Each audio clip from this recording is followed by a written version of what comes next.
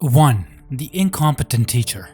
These are actually the greatest teachers that just suck at teaching. Gojo and All Might are proof of that. Gojo was the first person to be born with limitless and 6 eyes in approximately 400 years. He also figured out how to use the reverse curse technique when he was about to die. The man was a genius. Then there's All Might. Though he was born quirkless, he was able to use One for All to its full potential right from the beginning, without any training. Thanks to this, he had tremendous power. Combined with his quirk, wits, and selfless attitude, he quickly became the #1 hero in Japan. But the crazy thing is, the students didn't level up because of them. They leveled up despite them. Because there was one issue with their genius. They never had to struggle, and that caused issues when it came to teaching. Gojo's approach to teaching Yuji about curse energy was stick him in a room and tell him to watch movies. Yuji had to figure out the rest himself. And here's the thing, Yuji learned more from Todo and Nanami than he ever did from Gojo. But I guess the one good thing is that at least Gojo didn't try to kill Yuji to teach him about reverse curse technique. Then there's All Might. Sure, Deku did undergo a harsh period of training before he received the quirk from All Might. But the thing is, that was just basic strength and endurance training to improve his body's ability to handle the quirk. When it came to actual advice on using the quirk, All Might had 2 things to say. Just clench your butt, kiddo, and you'll smash at the top of your lungs. No wonder Deku injured himself every time he used the quirk. It wasn't until heroes like Gran Torino stepped in that he learned how to use his power without destroying himself. So, even though All Might and Gojo were at the top of their fields, they were poor teachers because they didn't know anything about struggling to improve, because they achieved everything on the first try. But they did set a standard for their students to aspire to rise to. That's the one good thing about them. Also, without All Might, Deku would have never gotten a quirk. And without Gojo, Megumi would have been rotting in the Zenin clan and Yuji would have died without even getting a chance to shine. The wise old sage. These guys taught next to nothing to the students and left the greatest impact on their students because of that. This kind of sensei has 3 things: a lot of wisdom, calm, and mystery. They're masters that have already walked the path of a hero and are enlightened themselves. Take Master Roshi. Yes, he was a huge pervert, but he was also a martial arts genius. He was the creator of Kamehameha and also knew that true strength came from building both the body and the mind. His training was pretty basic. He used regular tasks like delivering milk and plowing fields to build the strength of his students. His motto was simple: work hard, study well, eat and sleep plenty. That is the Turtle Hermit way. Then there's Jiraiya, the Toad Sage who taught Naruto much more than just ninjutsu. He taught Naruto things like chakra control, genjutsu counters, summoning jutsu, Rasengan, and most importantly, the Talk no Jutsu. He was Minato Sensei. Then he taught Nagato, Yahiko, and Konan.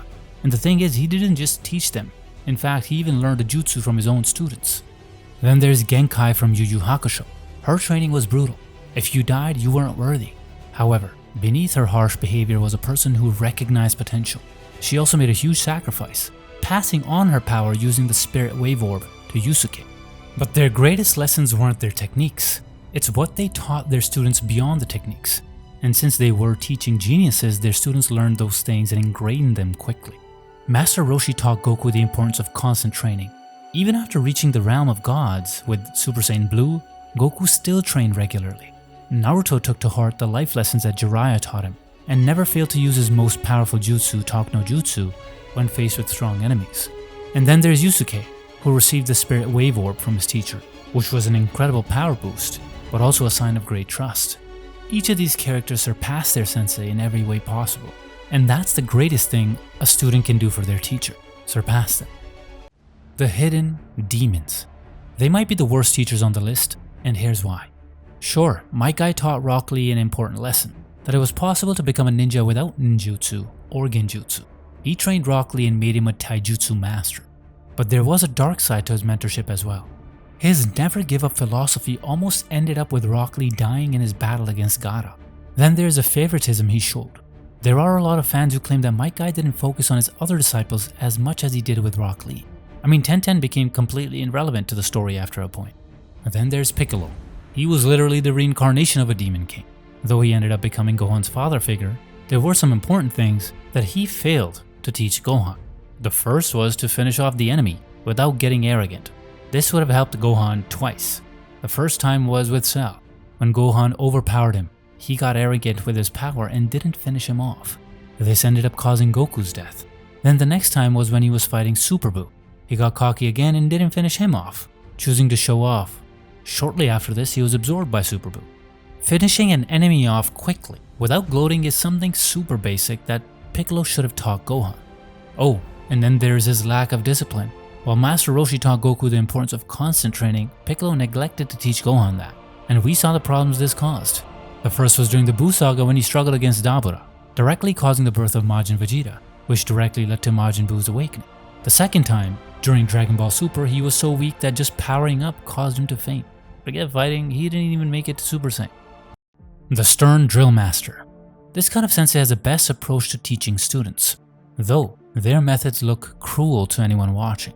Take Izumi Curtis from Fullmetal Alchemist.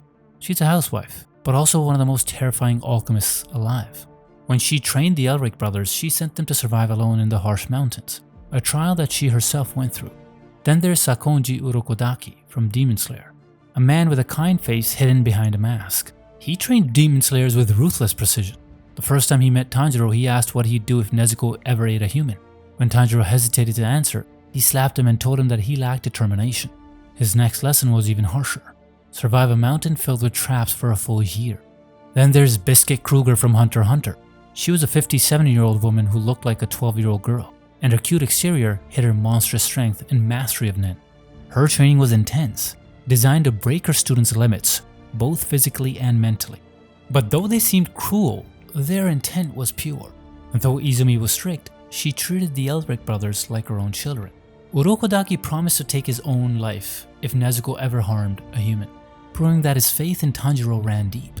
Then there's Biscuit, who actually modified her training according to each student's potential, so that they could become their best selves.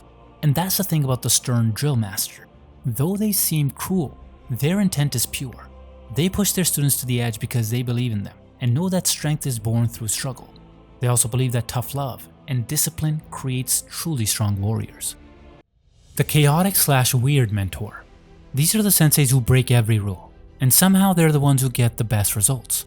They don't follow the book. In fact, they throw the book out completely. Their lessons are unpredictable, risky, and sometimes downright insane, but that's exactly what makes them work. Reigen Arataka from Mob Psycho 100 was a fraud. He was a con artist who had no psychic powers at all, and somehow he was the mentor for the most powerful Esper alive. Reigen taught Mob to look at himself as a normal person who just so happened to be good at something.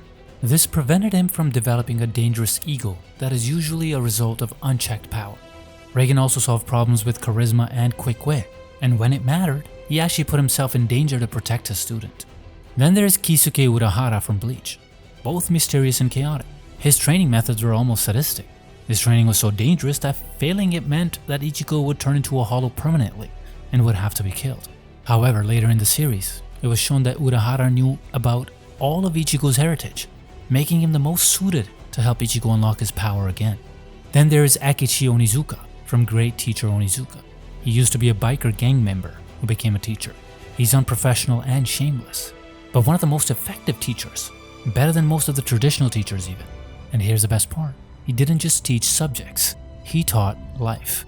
Their unpredictable methods reflected the chaos of life itself, which prepared the students to think on their feet. The tragic mentor. What if the best teachers are the ones who've already lost everything? The tragic mentor is defined by their failure to achieve their own ideal, usually world peace. They bear two burdens, their students' future and their own unhealed past. One of the best examples of this tragic mentor is Kakashi Hatake.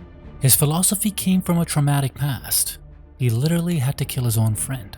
This made him perfect to teach Team 7 as he understood loss, loneliness, and the need for acknowledgement.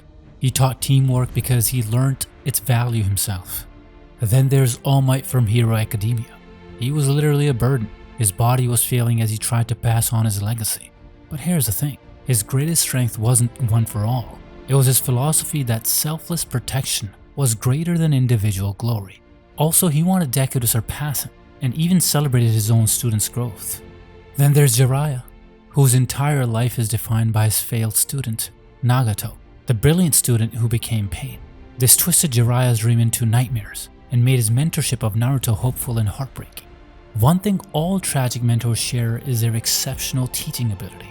Their pain shapes who they are in the present, making them not only wiser, but more empathetic and effective as mentors. The reluctant mentor. These teachers never wanted to teach in the first place, but they still did. Why? Gojo was the world's strongest sorcerer, but had an arrogant and unorthodox manner. He encouraged his students to disrespect authority and used weird methods to teach his students, like watching movies. But here's the thing, Gojo was actually horrible at teaching directly because he was a genius who got everything on his first try. So he taught indirectly, or got others to teach instead, which is how Yuji learned to use curse energy thanks to Totoro and Nanami. But here's the thing about Gojo, he wasn't just looking for his students, he was looking for strong and intelligent allies, and he needed to foster them from a young age. And that might be why he got into teaching in the first place, because he wanted to reform the world of Jujutsu.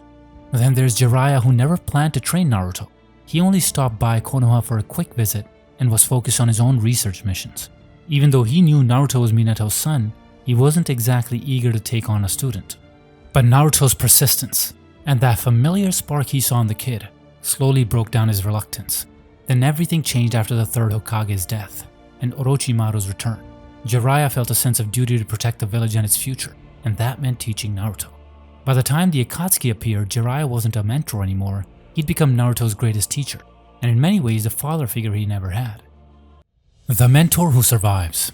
They were supposed to fade away after passing the torch, so why are they still burning brighter than ever?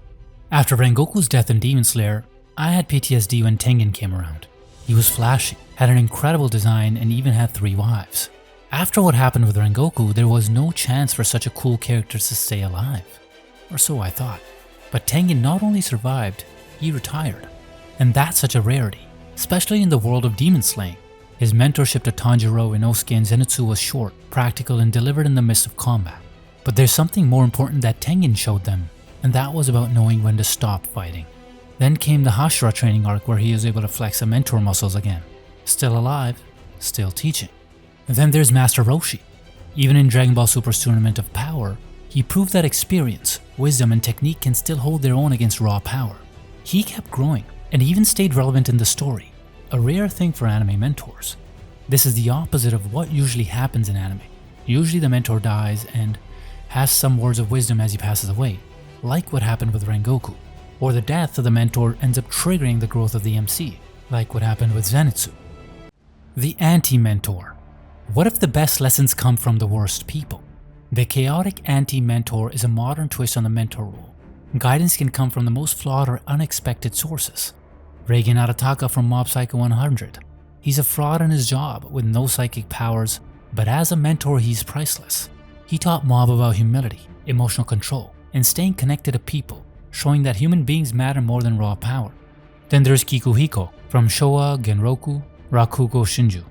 He's reluctant, bitter, and often passive, yet his unorthodox method ended up helping his student, Yotaro, more than traditional teaching ever could.